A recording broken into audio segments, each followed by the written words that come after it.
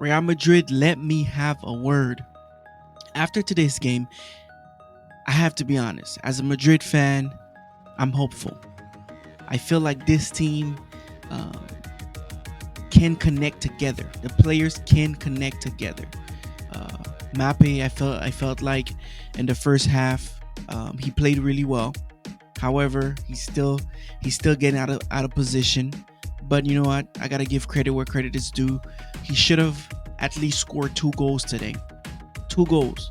He still needs to work on his on how to beat the offside trap. We saw the same thing happen to him last season against Barcelona, and I guarantee you, teams will continue to do that against Mape. Mape at this level, with his talent, he needs to know and understand how to beat the offside trap. Today, clear. He should have at least scored 2 goals. 2 goals. But because of the offsides, that's why he didn't score any goals today. However, I have to be honest, Vinicius, I like the way he played. He's playing well, he's confident, and hopefully we can see Ballon d'Or Vinicius back. And today he did put a great performance. And I disagree with the substitution. I'm not a coach. I'm just a fan. I don't know anything. I'm just speaking as a fan. As a fan watching Real Madrid, per se, I would say I did not like the substitution. I felt like Vinicius was playing well. Whenever he has the ball, he's attracting 1, 2, 3 players. To be honest with you, I feel like Mape should have been the player to come off. Bring in Fran Garcia, remove Mape, let him rest 60 minutes. The man played 60 minutes. That's great. I just feel like right now, Xavi Alonso is giving Mape way too much power. Way too much power. We saw what happened at PSG. Giving this man this much power is not good. It's not good. We need to treat Mape as an elite player. That's it. Don't give. I mean, the man is responsible for free kick. The man is responsible for penalty kick. I mean, come on, man. Next, I wouldn't be shocked by the end of the season Mape is a captain.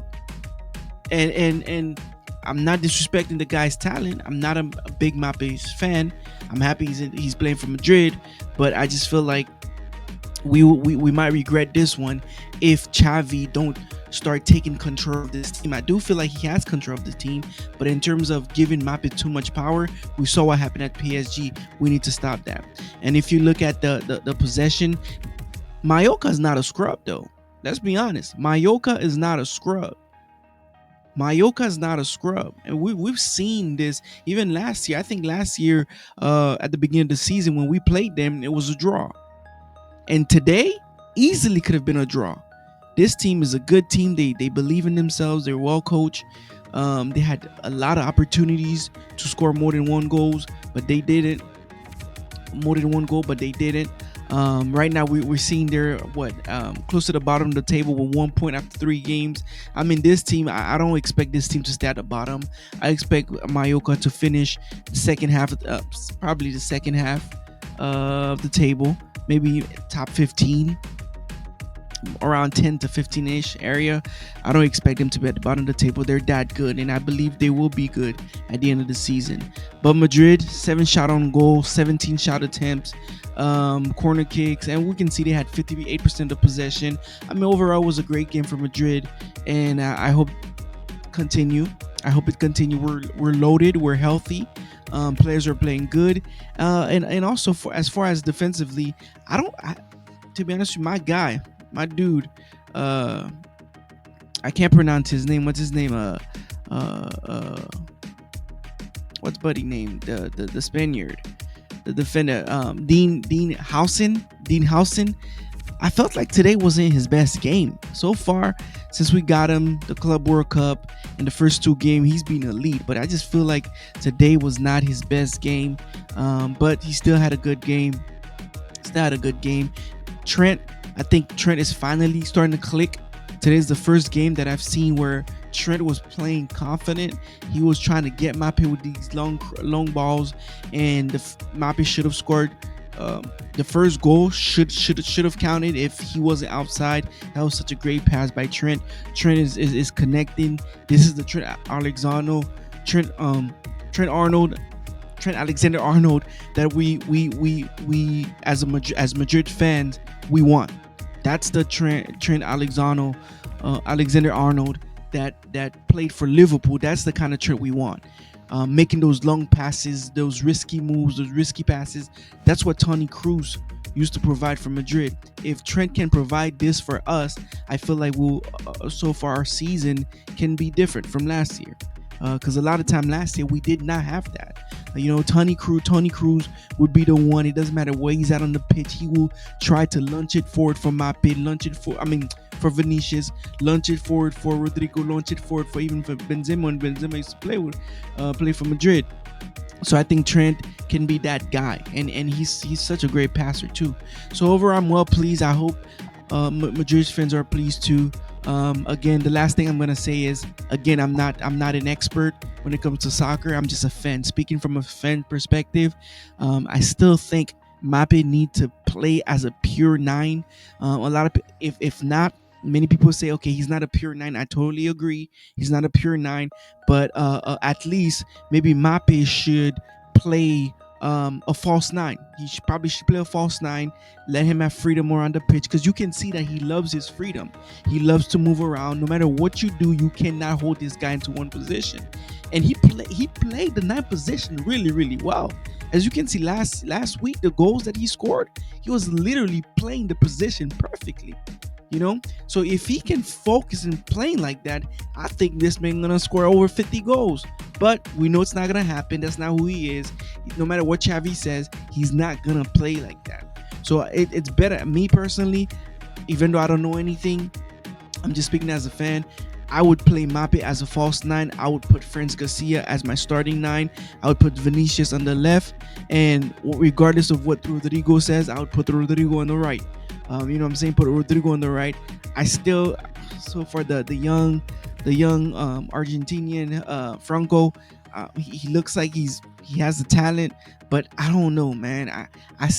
I need to see more. I didn't watch him when he was playing for River Plate. I heard he was pretty good, but I want to see more from Franco. He could have scored a phenomenal goal, I believe, in the second half or in the first half. But right now, I would say Rodrigo playing Rodrigo on the right. Rodrigo is much better on the right.